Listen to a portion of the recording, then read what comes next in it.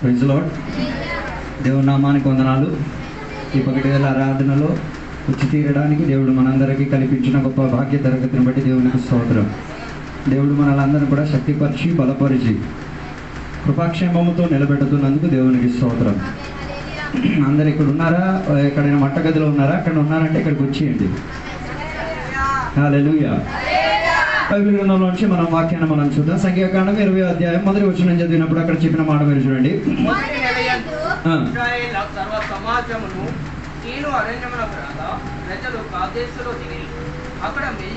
చాలు. అక్కడ చదివిన వాక్య భాగములో 20వ అధ్యాయంలో 2 మరణాలు జరిగినట్టుగా బైబిల్ సూచించిన మొదటి అధ్యాయం మొదటి వచనములో మిరియాము ఒక మరణము, 22వ అధ్యాయం వచనం నుంచి 29వ వచనం వరకు చదివినప్పుడు 2 అహరోను యొక్క మరణం గురించి బైబిల్ ప్రస్తావించేటట్టుగా మనకి కనిపిస్తున్నది. దేవుని యొక్క బిడ్డలుగా బైబిల్ సెలవిచ్చిన మాట, దేవుని బిడ్డల యొక్క మరణం దేవుని యొక్క బిడ్డలకు ఏమైతే ఘనత చెంది తీరేది, దేవునికి ఘనత చెంది తీరేది, లేకపోతే దేవునికి ప్రియం చెంది తీరేది. అలాగైతే అర్థం చేసుకు తీరాలి, నువ్వు జన్మించిందే సావడానికి. అందరూ దీనిని గ్రహించలేరు, దేవుని బిడ్డలు మాత్రమే దానిని గ్రహించుకు తీరేది. నువ్వు పుట్టిందే చచ్చిపోవడానికి. దాని అర్థం దాని టైము సందర్భం దేవుడు ఏం చేయలేదు, బయలుపరచలేదు. నీకు దొరికినది అవకాశం, అది జీవించడానికి, దేవుని కొరకు జీవించి తీరడానికి. ఒకవేళ దేవుని కొరకు జీవించలేదనుకో దేవుని కొరకు చావలేవు. దేవుని కొరకు చావలేదనుకో దేవుని కొరకు జీవించలేని పద్ధతిగా జీవితం మారి తీరుతా. అందుకే బైబిల్ సెలవిచ్చిన మాట, ఇద్దరు అహరోను మిరియాములు దేవుని యొక్క దృష్టిలో యథార్థవంతులుగా జీవించి ఉన్నారు. వారి జీవితంలో చాలా పొరపాట్లు ఉన్నాయి. ఆ పొరపాట్లను వారి జీవించిన కాలక్రమంలో వారు ఏం చేసుకున్నారు, బాగుపరిచేంతటిగా బైబిల్ సెలవిచ్చున్నది. రెండోదిగా బైబిల్ ఇక్కడ చెప్తున్న మాట, ఇశ్రాయేల్ ప్రజలు వారికి దొరికిన సదుపాయాలు దొరకలేనప్పుడు సనుకులాడడం మొదలెట్టి తీరారు. ఈ కాలంలో కూడా సంఘ బిడ్డలు కూడా దీనికి అలవాటు అయిపోయారు. అందుకే కదా ఇలా అయ్యగారికి కూడా ఫోన్ చేసేసారు. అంటే అయ్యగారు రాలేదు కదా, అంటే రాలేకపోతే ఆరాధన జరగదేమో అనుకునేంతగా ఫోన్ చేసి పిలిపించారు. మీరు లేట్గా వచ్చినప్పుడు ఆలోచన లేదు, అయ్యగారు లేట్ వచ్చినప్పుడు అయ్యగారిని ఏం చేస్తున్నాను తమాయింకి ఎదిరించేటట్టుగా. అంటే అది కంప్లైంట్. ఈ యాటిట్యూడ్ మారదు. హల్లెలూయా. Praise the lord. ఆ రోజు కూడా ఇశ్రాయేల్ ప్రజలకు నేటికి కూడా పని జరుగు. సదుపాయాలు సౌకర్యాలు దొరకలేకపోతే దేవుని యొక్క బిడ్డలు కూడా ఏం చేయగలుగుతారు, కంప్లైనింగ్ యాటిట్యూడ్ లో. మూడోదిగా బైబిల్ చెప్తున్న మాట 6వ అధ్యాయం 13వ వచనాన్ని చదివేటప్పుడు, ప్రజలు నేరం మోపే ఒక పద్ధతిలోకి వెళ్ళినప్పుడు నాయకుడు దేవునికి ధిక్కరించేటట్టుగా మారిపోయినట్టుగా బైబిల్ సెలవిచ్చుచున్నది. అందుకే 6వ అధ్యాయం నుంచి 13వ వచనం వరకు చదివినప్పుడు దేవుడు మోషేతో చెప్తున్న మాట, బండరాయితో ఆజ్ఞాపించమని చెప్పినప్పుడు ఆయన ఏం చేశాడు, ప్రజల యొక్క విసుగుపాటు నాయకులను ఏం చేశారు, దేవుని దగ్గర నుంచి తొలగించేసి తీరారు. ఇప్పుడు కూడా చాలా మంది దేవుని యొక్క బిడ్డలకి తెలియట్లేదు, నా వల్ల ఇతరులకు ప్రభావం కలుగుతున్నది. నువ్వు ఆరాధనకి రాకపోతే అది ఇతరుల మీద ఏమై తీరేది, ప్రభావం పడి తీరేది. నువ్వు దేవునితో సమంగా జీవించలేకపోతే నువ్వు వెళ్ళిన సమాజానికి, సంఘానికి అదేమై తీరొచ్చు, ఎదిరించి తీరేంతటిగా ఉన్న భావన వచ్చి తీరొచ్చు. ఆ విషయంలో ఈ కాలంలో ఉన్న సంఘం గురించి చెప్పాల్సిన అవసరం లేదు. తర్వాత 14వ వచనం నుంచి 21వ వచనం వరకు చదివేటప్పుడు మనకి కనబడుతున్న మాట, ఏదోమ్యులు వీరి యొక్క ఇశ్రాయేల్ ప్రజల యొక్క త్రోవను ఏం చేశారు, అడ్డుపరిచి తీరారు. కారణం ఏంటిది, నువ్వు దేవునికి విధేయత చూపించలేనందున, నాయకత్వం పరిచిన వారు దేవుని మాటకు విధేయత చూపించలేనని నీకు బుద్ధి చెప్పి తీరడానికి దేవుడు ఏదోమ్యులను లేపి తీరుతారు. ఏదోమ్యులు వారిని ఏం చేశారు, ఇశ్రాయేల్ ప్రజల్ని ఎదిరించుకు తీరారు. అందుకే ఈ సంఖ్యాకాండం 20వ అధ్యాయంలో ప్రజలు ఇశ్రాయేల్ ప్రజలు దేవుని అందు సనుకులాడడానికి ఉన్న మొదటి కారణం, దాన్ని 2వ వచనం నుంచి చదివితే చదవగలిగేది, విశ్వాసం లేకపోవడం. ఈ రోజు కూడా చాలా మంది దేవుని బిడ్డలో ఏం లేదు, చర్చికి వచ్చినప్పుడు చూపించే విశ్వాసమే తప్ప మిగతా రోజులు జీవింపలేని ఏం విశ్వాసం కానట్టుగా జీవించి తీరుతున్నారు. అందుకే పాస్టర్ గారి వ్యతిరేకంగా సనుగులాడేది, సంఘాల వ్యతిరేకంగా సనుగులాడేది, ఆత్మీకుల వ్యతిరేక కారణం ఏంటిది, విశ్వాసం లేదు కాబట్టి. అందుకే ఆదాము హవ్వల గురించి బైబిల్ చెప్తున్న మాట, ఆదాము హవ్వలు చేసిన పాపం ఏంటిది, ఆదాము హవ్వలు చేసిన పాపం ఏంటిది, చాలా మంది అనుకుంటే పండు తినడం పాపం ఏం కాదు. అలాగైతే మనం రోజు పండు తింటున్నాం. హలో, ఆదాము హవ్వలు చేసిన పాపం చెప్పలేదు ఎవరు, వాళ్ళు ఎవరిని విశ్వసించారు, దేవునికి విశ్వసించలేకపోయేసరికి ఎవరిని విశ్వసించడానికి ప్రారంభించి తీరారు. ఇదే ప్రాబ్లం. పాస్టర్ గారిని విశ్వసించలేక మనుషులు చెప్పేది విశ్వసిస్తున్నా, నువ్వు పాపం చేస్తున్నావు అని అర్థం. ఆదాము ఆ రోజుగా పండు తినేసి పాపం చేస్తే నువ్వు పాస్టర్ గారిని వెనక పాపం చేస్తావు. పాపం చేసిన తర్వాత కూడా కొందరికి ఏం రావట్లేదు, వారి తప్పితం వారికి గుర్తు రావట్లేదు. ఆదాము హవ్వలు పాపం చేసిన వెంటనే వారికి ఏం గుర్తుకొచ్చి తీరింది? వారికి ఉన్న శారీరక ప్రక్రియ వారికి అర్థమై తీరింది. అప్పటి వరకు వారు ఏమై ఉండేవారు? మహిమతో జీవించిన వారు ఇప్పుడు ఏమై తీరారు? దిగంబరత్వానికి దిగజారిపోయి తీరారు. దాని అర్థం విశ్వాసం లేకపోవడం వల్ల. అందుకే దేవుని యొక్క బిడ్డలారా, విశ్వాసం దేవుని బిడ్డకి అమూల్యమైనది. అది ఘనత చెందేది. అది తాకట్టి పెట్టేసి వ్యాపారం ఆడుకోవడానుకున్నది కాదు. అందుకే బైబిల్ చెప్తున్న మాట, విశ్వాసం లేకపోవడం వల్లనే ప్రజలు ఏమైతీరేది? దారి తప్పిపోతారు. నీకు విశ్వాసం ఉంటే ఆరాధనకు ప్రార్థనిస్తావు, నీకు విశ్వాసం ఉంటే నువ్వు ఉపవాసం చేస్తావు, నీకు విశ్వాసం ఉంటే నువ్వు సువార్త చేస్తావు, నీకు విశ్వాసం ఉంటే దేవుని యొక్క మాటలు ఏం చేస్తావు? లోబడి తీరుతావు. నీకు విశ్వాసం ఉంటే విశ్వాసానికి తగ్గట్టుకున్న క్రియలు కనబడి తీరుతాయి. చాలా మందికి విశ్వాసం ఉంది, ఉట్టి పోగాటే, క్రియలు లేనిది విశ్వాసమే కాదు. బైబిల్ చెప్తున్న మాట, తేజోమయుడైన దేవుడు. అబ్రహాముకున్న వ్యాపారం ఏంటో తెలుసా? మనలాగే బొమ్మలు తయారు చేసుకొని, బొమ్మలంటే బొమ్మలు మాత్రం కాదు, రకరకాలుగా ఉన్న షోకేసులు అమ్మేసి ఏం చేశారు? అధిక లాభోదయం చేసుకొని వచ్చేవాడు. హల్లెలూయా. దాని అర్థం, దాని వలన ఆయనకి ఏమొచ్చేది? అధిక లాభయుక్తి వచ్చేది. దేవుడు ఆయనకి ప్రత్యక్షమైతే, నాయన ఈ వ్యాపారం ఆపే, ఇదేం కాదు, దేవునికి యుక్తం చెందేది కాదు. మన బిడ్డలు విశ్వాసమే అంటారు కానీ వడ్డీ వ్యాపారం మానరు, తీసుకుంటారు వదులుకుంటారు. రైతుడు ఇప్పుడు రాదు, మరి ఇప్పుడు విశ్వాసం లేదేమో అనుకుంటారు. బైబిల్ చెప్తున్న మాట, నువ్వు వడ్డీ వ్యాపారం చేస్తే ఒకడికి అవసరం ఉండే చెయ్యాలే తప్ప బలవంతంగా. అందుకే 90% సంఘాలు పడిపోవడానికి కారణం. ఓ లార్డ్, హల్లెలూయా. మీకు సందేహం ఏమనంటే 4 పంచగ్రంథాలు ఇంటికి వెళ్ళి మీరు చదవండి. ఒకవేళ మీరు ఎవరికైనా ఏదైనా వస్తువు తాకట్టి పెట్టేసి డబ్బులు కానీ బియ్యం కానీ ఏమైనా ఇచ్చుంటే, ఆ మనిషికి అర్ధరాత్రి వేళ అది అవసరం వచ్చింది అని నీకు తెలిసే నువ్వు వెళ్ళి ఇచ్చుకోవాలి. ఆడొచ్చేంత వరకు గాయకూడదు. ఉదాహరణకి మీరు ఒక మనిషి దగ్గర నుంచి పార తీసుకున్నారు. ఒరే పార ఇదిగో, పారకు బదులుగా నాకు కాస్త పిడిగిడి బియ్యం ఇవ్వు. మళ్ళీ రేపు పొద్దున ఈ పార ఉంటే నేను ఎక్కడికి వెళ్ళగలిగేది పనికి, అది నీకు తెలుసు. ఆడికి అవసరం ఉంటే ఆ పారని ఇంటికాడ ఉండకూడదు. నాతో ఉన్నారో లేదో నాకు తెలియట్లేదు. నేను నమ్మేది ఆ పార విశ్వాసంతో మాట్లాడుతుంది. నేను ఎక్కడ ఉండాల్సిన వాడిని కాను, ఇది ఎక్కడికి వెళ్ళి తీరాలి. ఇచ్చిన మనిషి ఆయన చేతిలో ఏం లేదు, వృత్తి లేదు. ఆయన పని చేయబడి తీరాలంటే నీ ఇంటి దగ్గర ఉన్న పార నీతో మాట్లాడుతుంది. అందుకే కదా కొందరు దుకాణాలు పెట్టేస్తారు, కైనీలు అమ్మడం మానరు. హలో, కైనీలు అమ్మడం మానరు. వ్యాపారాలు చేస్తారు, మందుల వ్యాపారం ఆపలేరు. విశ్వాసం ఉన్నవాడు అవిశ్వాసం చెందిన దాన్ని ఏం చేయలేడు, ఉపయోగించలేడు. అర్థం కాలేదు అనుకుంటా.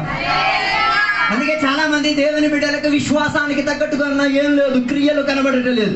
ఈ పగటి వేళ దేవుని నువ్వు విశ్వాసి అయితే విశ్వాసానికి ఆధారపడి ఉండి తీరాలి. హల్లెలూయా. అందుకే ఈ కాలంలో చాలా మందికి ఏం లేదు, విశ్వాసం లేదు. విశ్వాసం లేకపోతే జరిగాక ఏం చేస్తారు? అన్నిటికీ కంప్లైంట్ చేస్తారు. దేనికి? ప్రతి దానికి. ఏ ఒక్కదాన్ని కూడా ఏం చేయరు, వదలరు. ఆదాము హవ్వలు చెప్పిన మొదటి కంప్లైంట్ ఏంటిది? దేవుణ్ణి మేము చూడలేము, నీ దగ్గరికి మేమేం చేయలేము. ఆరాధనకు రాలేకపోవడం కూడా ఇదే ప్రాబ్లం అమ్మా. విశ్వాసం లేకపోవడమే, ల్యాక్ ఆఫ్ ఫెయిత్. హలో, అందుకే వారు దేవుని యొక్క శబ్దాన్ని విన్నారు. దానికి అర్థం దేవుని యొక్క తేజోమయుడైన దేవుని యొక్క ప్రత్యక్షత వారికి ఏమైంది? అర్థమైంది. అర్థమై కూడా నిర్లక్ష్యపరిచారు. What a complaint. తెలుసు ఇది ఎవరి శబ్దం? దేవుని శబ్దం. ఎవరు వచ్చున్నారు? దేవుడు వచ్చుచున్నారు. ఎందుకు వస్తున్నారు? సహవాసానికి వస్తాను. తెలిసి కూడా సహవాసం మెట్టకూడదు. నేను చెప్పేది విశ్వాసం లేనుడు. అందరినీ ప్యాకేజ్ ఆదివారం కింద పడేశాం. కనుక గొప్ప విశ్వాసం ఆపండి ఈ పద్ధతి. బైబిల్ చెప్తున్న మాట, సంఘం, ఆదిమకాల సంఘం ఎప్పుడెప్పుడు కలిసిది? ప్రతిరోజు కలిసి. హల్లెలూయా. మరి నీ విశ్వాసం గొప్పది, నువ్వు కలవలేకపోయినా కూడా పర్వాలేదు, కానీ తర్వాత అవిశ్వాసం అయిపోతావు. హల్లెలూయా.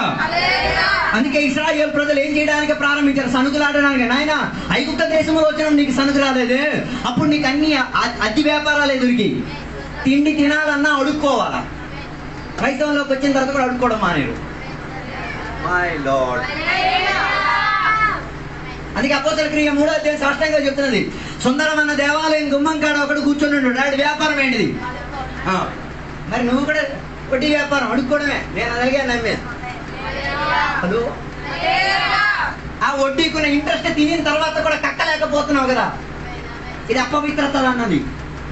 మై లార్డ్, ఈరోజు పొద్దున ఎవరితో మోహన్తో కలిసి ప్రయాణం చేయండి. నేను మాట్లాడు, మోహన్ జీవం కలిగిన దేవుని యొక్క బిడ్డలు జీవం కలిగిన సరుకులు ఏం చేయగలిగేది? అమ్మగలిగేది. ఈ కాలంలో ఉన్న దేవుని యొక్క బిడ్డలు జీవం కలిగిన దేవుని సేవించేది, జీవం లేని సరుకులను ఏం చేస్తున్నారు?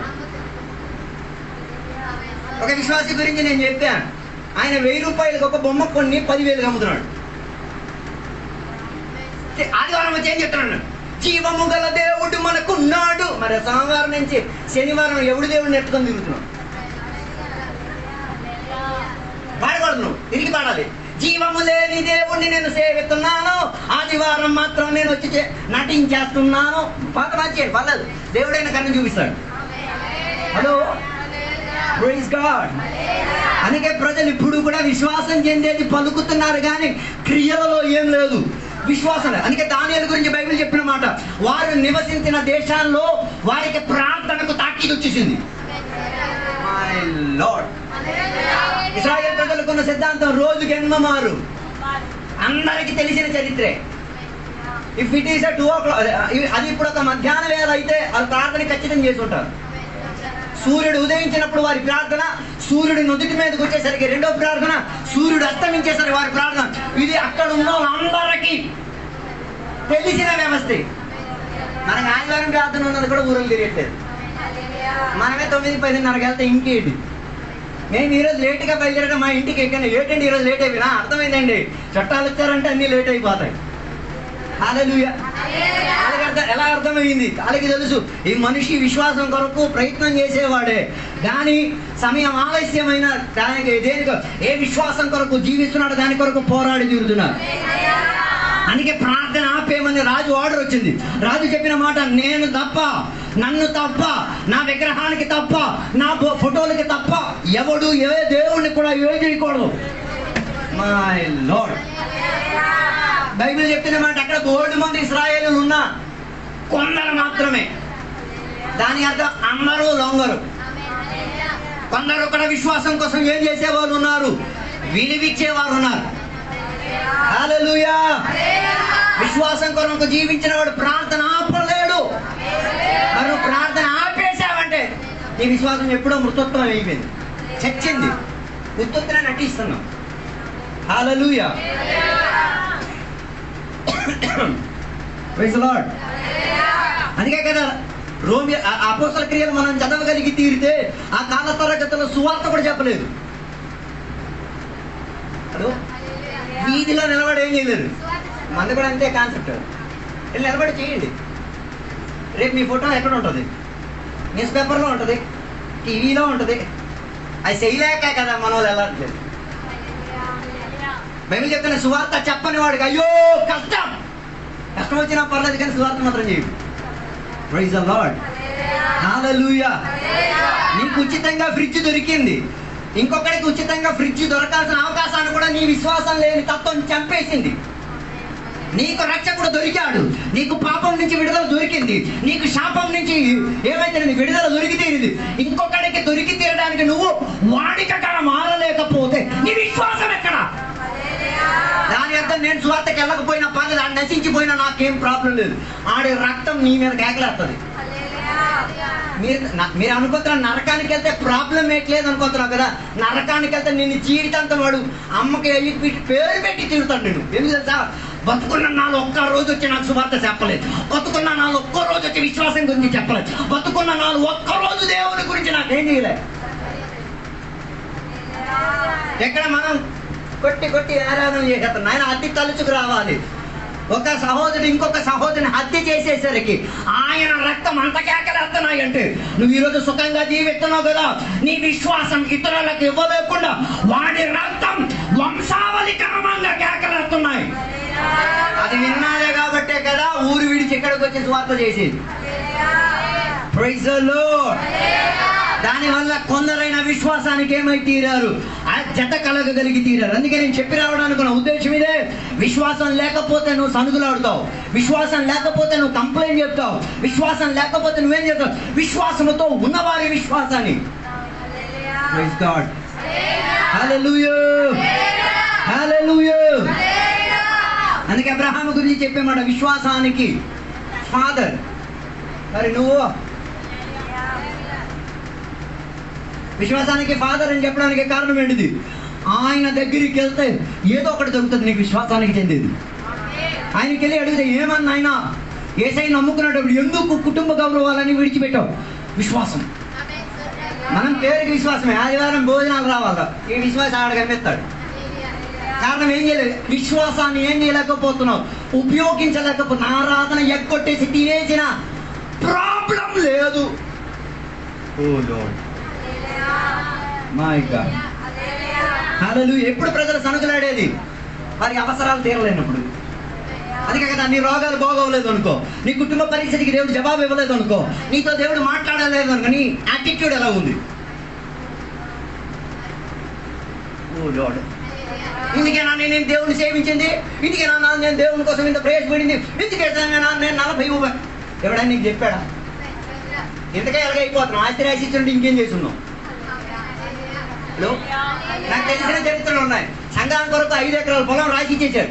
ఇచ్చేసిన తర్వాత దేవుడు ఆయనకి కీడు చేశాడని చెప్పేసి ఏ పొలం చర్చి కోసం ఇచ్చేసాడు, అక్కడ చర్చి కట్టేశారు. 30-40 లక్షల రూపాయలు ఖర్చు పెట్టి చర్చి కట్టేసి మిగతా మొత్తం మీటింగ్ కోసం ఇచ్చారు. ఆ మనిషి తిరిగి వచ్చాడు, నా ఆట నాకు. హలో, హల్లెలూయా. అందుకే నేను చెప్పేది, కొందరి దగ్గర తీసుకోకూడదు. తీసుకుంటే తర్వాత దెయ్యంలాగా చెక్కుతాడు. నేను ఇచ్చింది, నువ్వు ఇచ్చినప్పుడు ఉన్న విశ్వాసం దేవుడినితో మాట్లాడలేనప్పుడు కూడా ఉండాలి. దాని అర్థం ప్రతి సందర్భంలో దేవుడు మాట్లాడతారా? హలో, కొన్ని సందర్భాల్లో దేవుడు కూడా ఏం చేస్తాడు, మౌనం పాటిస్తాడు. అప్పుడే నీ విశ్వాసం ఎంతవరకు ఉన్నదో అని తెలిసేది. కొన్ని సందర్భాల్లో దేవుని యొక్క పద ప్రయోగం తీవ్రంగా ఉంటుంది. అదే కదా బైబిల్ చెప్తుంది, ఒక అమ్మ తన కూతురి స్వస్థత కోసం యేసయ్య దగ్గరికి వచ్చినప్పుడు ఎంత హీనంగా యేసయ్య మాట్లాడారు. పిల్లలకి ఇవ్వడానికి నా దగ్గర రొట్టు ఉంది, కానీ కుక్కలకి ఇవ్వడానికి పాస్టర్ గారు 2 తిట్లు తిడితే మరి కనబడతా పోలేదు అంటే నీ విశ్వాసం ఆ తిట్లను ఏం చేయలేకపోతున్నాయి, తట్టుకో. Oh my God. అదే నువ్వు పని చేసినోడు 8 సంవత్సరాలు ఆడితే పని చేసి జీతం ఇవ్వకుండా తిట్టేటోడు నడుచుతారు. హలో, స్కూల్లో టీచర్ తిట్టేస్తే తట్టుకోలేకపోతున్నాను. అమ్మకి పిలిచి నాన్న పిలిచి నన్ను తిట్టేస్తున్నాడు, నువ్వు ఇంటికాడ తిట్టట్లేదు అని ఆడి తిడతాడు. పాస్టర్ గారు నిన్ను ఇక్కడ తిట్టి బాబుకి వచ్చారు అనుకో, ఊరు నిన్ను తిట్టించుకోవాల్సిన పరిస్థితి రాదు. మంచి అమ్మ నాన్న ఇంటికాడ పిల్లల్ని గౌరవంగా తిట్టుకొని కొట్టుకొని నేను పరిపాలించుకొని తీసుకొస్తే ఊరోళ్ళు వాడిని కొట్టి ఏం చేయక్కర్లేదు. మన సంఘంలో జరిగినదే. పాస్టర్ గారు ఎంత కొట్టినట్టు బాగోడు, ఊరోళ్ళు చెరగబాదే తలకాయ బద్దలు కొడేది. గుర్తొచ్చేసింది. నేను అనుకున్నా, 10 ఎక్స్ట్రా కూడా దొరికితే బాగుందేమో. కారణం ఏంటిది? పాస్టర్ గారు చెప్పింది ఏమి ఆయనకేం చేయట్లే. తలకాయ బద్దలు కొట్టేసరికి దేవుడా, ఏ దేవుడో. హల్లెలూయా. అందుకే ఈ కాలం విశ్వాసానికి ఏమై తీరుతున్నది? భ్రష్టత్వం కింద మారిపోయి తీరుతున్నది. నీకు ఈ లోకం అనుకూలం కాదు. దానికి గత 2 వారాలు ప్రవీణ్ పగడాల గురించి చదవండి, వినండి. ఇప్పుడు కూడా మన వాళ్ళకి బుద్ధి రాలేదు. ఏం బుద్ధి రాలేదు? ఒక్క రాత్రిలో కేసులు మార్చవచ్చు. మనం ఆ కేసు కింద పరిగెట్టేస్తున్నాం. మనకి న్యాయం భూమిలో దొరకదు. బైబిల్ చెప్పేది న్యాయం ఇచ్చి తీర్పు తీర్చగలిగిన ఏకైక చామ్రాట్ యేసుక్రీస్తు వారు మాత్రమే. అందుకే విశ్వాసి 420 పనులు చేసేసి సంఘాల మీద, పాస్టర్ గారి మీద, విశ్వాసుల మీద దాడి చేసేటప్పుడు నమ్మకం కలిగిన, విశ్వాసం కలిగిన సేవకులు, అభిషక్తులు కేసులకి వెళ్ళట్లే. I don't go for any case.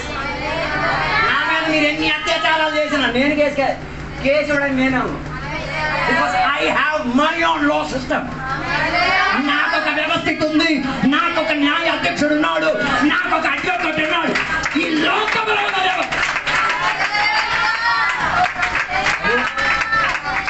ఎప్పుడు కూడా మా నాన్నకున్న పొలాలు అప్పుడొకప్పుడు గొడవలు ఉండి మేము వెళ్ళలే. ఎక్కడికి? స్టేషన్కి వెళ్ళి ఎవడు పరువు మానహాని చేస్తావు? ఇద్దరు ఒక తండ్రికి పుట్టిన వాళ్ళే. నువ్వు ఆడి మీద వేసి నీ ఫ్యామిలీ గురించి చరిత్ర సృష్టింపబడతాయి. తర్వాత వచ్చి ఎలా కల్లెలుగా శుద్ధిమయమా చెప్పగలదు నాకు అర్థం కావట్లేదు. హలో, విశ్వాసం ఇట్స్ పెయిన్ఫుల్, అది వేదన జనకమైనదే. ఓ లార్డ్, ఒక సంఘంలో జరిగిన విషయం, కొత్తగా ఒక పరిచయం ఒక ప్రాంతంలో ప్రారంభింపబడి కొంతమంది అక్కడికి ప్రార్థనకు రావడం మొదలెట్టేసరికి ఊర్లో ఉన్న వాళ్ళు కొందరికి ఏమొచ్చింది, పిచ్చెక్కింది. బల్లారాధన అన్ని టేబుల్ మీద సెట్ అయి ఉన్నాయి. వీళ్ళు లోనకు దూరం వచ్చేసి ఆ బల్లారాధన అన్ని తొక్కి పడేసి బైబిల్ అన్ని ఇసిరేసి పాస్టర్ గారిని సతక పాడేశారు. పోలీసు వాడు వచ్చి మాట్లాడాడు, అయ్యా ఏమైనా కేసులు ఉన్నాయా? No case sir. ఎవరు చేశారో తెలుసా? నా కేసు వేరే అండి, నేను అక్కడ ఇచ్చాను, ఇక్కడ ఈ కేసు నేను ఏం చేయలేదు. ఆ పోలీసు వాడు వెనక్కి తిరిగి అడిగాడు. విశ్వాసం కొరకు ఎలాగ ఖర్చు ఇవ్వాలి, అప్పుడు సనుగులాడాల్సిన పరిస్థితి రాదు. ఓ లార్డ్, అందుకే కొన్ని కేసులు ఎక్కడ ఇచ్చేసి సెటిల్ చేయలేకపోతున్నాం. మై లార్డ్, వేరే విశ్వాసియే. అందుకే బైబిల్ చెప్తాను, అపోస్తల క్రియలు చదవగలిగితే వారు యేసయ్యను గురించి ఏం చేయలేకపోయేవారు, ప్రకటింపలేకపోయారు, వారి సమాజంగా కూడలేకపోయారు. అంత చిత్రహింసలు ఉన్నా వారి విశ్వాసం వారు ఏం చేయలేరు, విడిచిపెట్టి తీరలేదు. విశ్వాసం ఉన్నవాడి జీవితంలో నీళ్లు లేని తనం వస్తాయి. విశ్వాసం లేని వారి జీవితంలో పరిస్థితులు తారుమారుగా ఉంటాయి. విశ్వాసం ఉన్నవారి జీవితంలో అంత అరణ్యముగా ఉండితే వాడు సనుకులాడు విశ్వాసముతో చూడగలిగి తీరుతారు. అందుకే ఈ కాలంలో దేవుని యొక్క బిడ్డల యొక్క నేత్రం విశ్వాసములో చచ్చండి. ఈ పగటి వేళ అది పునర్జీవం పొంది తీరాలి. హల్లెలూయా, హల్లెలూయా. ఈ పిల్లల వివాహం గురించి అవిశ్వాసం చెందుతున్నా, విశ్వాసం చెందుకో. వాళ్ళు 90 సంవత్సరాలైనా పెళ్లి చేస్తారు, వివాహం చేస్తారు, పిల్లలు కంటారు. చరిత్ర ఉంది 90 సంవత్సరాలకి పిల్లల కన్నా. ఇది నమ్మేసుకొని 23కి పాప పెళ్లి కాలేదని చెప్పి ఏదో ఒక గాడిద చేతికి ఇచ్చి తర్వాత వచ్చి అయ్యగారు చెప్పారు,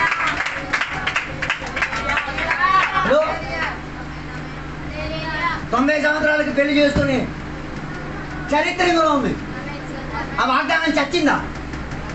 అది మీ బైబిల్లో బూర కథ అనుకుంటా, ముసలమ్మ కథలు అనుకుంటా. ఓ లార్డ్, కొత్త నిబంధనలు కూడా ఒక ఫ్యామిలీ గురించి రాయబడి ఉన్నది. ఏ దంపతులు?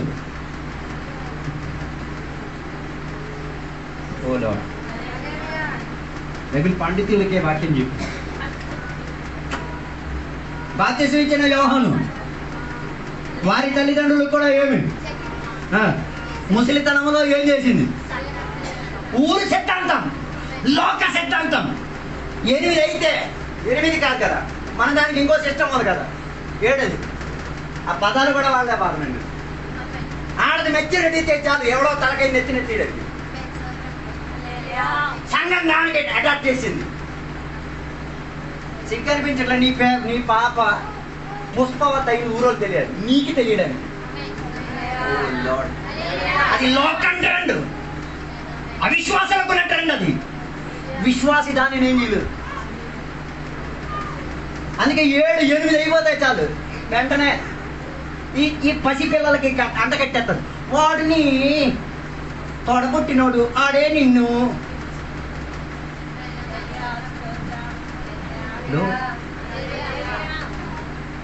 95% దేవుని బిడ్డల యొక్క వివాహం వాక్య వ్యతిరేకతలు ఉన్న వివాహమే. హలో, హల్లెలూయా. చిన్న కష్టమే ప్రైజ్ లార్డ్ హల్లెలూయా చెప్పాలి అంటే దాని అర్థం కొద్దిగా వేదన పడే ప్రైజ్ లార్డ్ హల్లెలూయా చెప్పాలి. ఉత్తుతే ప్రైజ్ లార్డ్ హల్లెలూయా చెప్పి ప్రైజ్ లార్డ్ కొద్దిగా వేదన పడి చెప్పండి. ఆ ప్రైజ్ లార్డ్ హల్లెలూయా కూడా కొద్దిగా శక్తి వస్తుంది. హల్లెలూయా, ప్రైజ్ లార్డ్.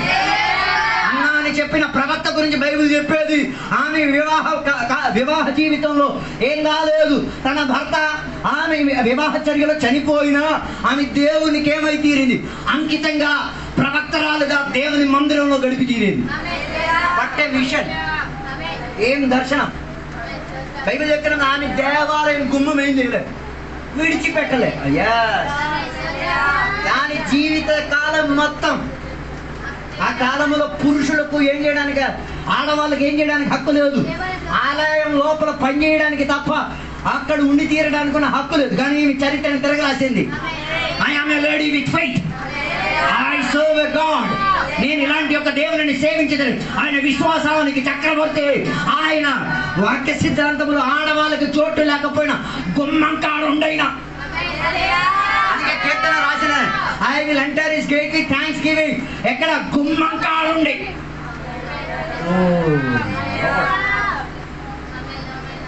గుమ్మం కాడుండి నేనేం చేస్తా? చరిత్రను తిరగరాస్తా. అందుకే గుమ్మం కాడ కూర్చొని ఎవరిని? రక్షకుడిని కన్నారా చూడగలిగి తీరింది, చేతులారా ఎత్తుకోగలిగి తీరింది. It's a matter of faith. Hallelujah, hallelujah. అన్ని సంవత్సరాలు ఎలాగ బతికిందని ఒక్క కంప్లైంట్ చెప్పలే. ఏమని? దౌర్భాగ్యం, పెళ్ళి, పిల్లలు పుట్టలేదు, మా నాయన నా మీద శాపం చుల్లినాడు. ఏం చెప్పలేదు, ఒకటే, ఏం జరిగినా పర్వాలేదు, నా రక్షకుని నేను కళ్ళారా చూస్తా, నా రక్షకుని నేను చేతులారా. దాని కొరకు వివాహ నిషేధనకు కూడా నేను రెడీ.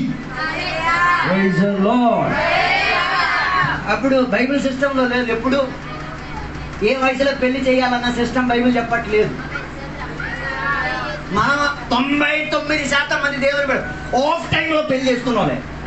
ఆఫ్ టైం అంటే నో, దేవుని యొక్క చిత్తానికి వ్యతిరేకంగా సమయం కాకముందు పెళ్లి చేసుకున్నాలే. మరి వాళ్ళకి బైబిల్ చెప్పే పేరు మీరే పిలుచుకోండి, నాకు సంబంధం లేదు. That's not my business. Hallelujah, hallelujah. నీ పిల్లలకున్న వివాహం డిసైడ్ చేయాల్సింది త్రియేక దేవుడు. Oh lord, praise god, hallelujah, hallelujah. అందుకే సనుకులాడడం ఆపండి, విశ్వాసముతో బలపడి తీరండి. పరిస్థితి అన్ని నీకు వ్యతిరేకంగా ఉంటాయి, దానిని అనుకూలం చేయడానికి ప్రయత్నం చేయమాక. ఎస్, నీకు బైబిల్ వీధిలో కూర్చొని చదవడానికి అనుమతి ఎవరు? దాని అర్థం అక్కడ చదవకపోయినా గది లోపల కూర్చొని చదువు. ఏం మరీ కావద్దు, కొన్ని రోజులు పోతే ఇది కూడా నిషేధించేస్తారు. ఏది?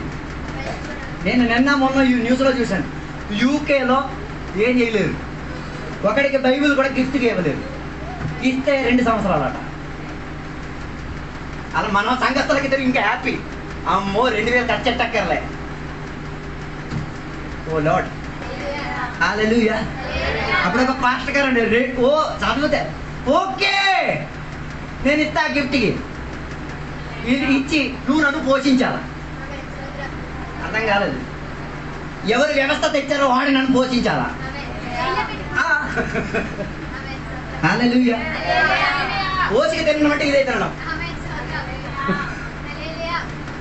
మనకి జైలు చూస్తేనే భయం. హల్లెలూయా, ప్రైజ్ గాడ్. వ్యవస్థ మనకు అనుకూలంగా ఉండదు. మన బైబిల్ చెప్తున్న మాట, పురుషులు స్త్రీతో ఏం చేయాలి? వివాహం చేయాలి. నీ కాలం ముందే ఆడవాళ్ళు వివాహం చేసి కాపురం చేస్తావు, నువ్వేం చేస్తున్నావు?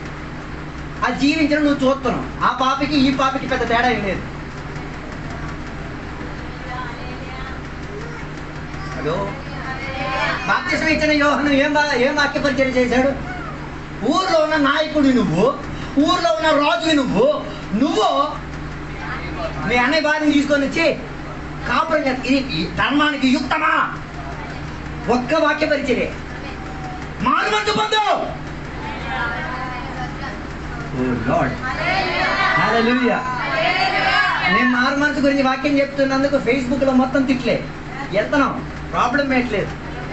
తిట్లే కాదు, ఉన్నది ఉన్నవా. నేను ఆ పని చేయట్లేదు, అందుకే నేను దానికి వ్యతిరేకంగా ఉండి మారు మనసు గురించి చెప్పేది.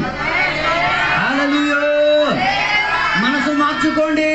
ఎప్పుడు రక్షణ పొందినప్పుడు మారడం కాదు, నేడు ఇప్పుడు ఏం చేయాలి? కొన్ని సిద్ధాంతముల నుంచి మారు మనసు పొందుకో.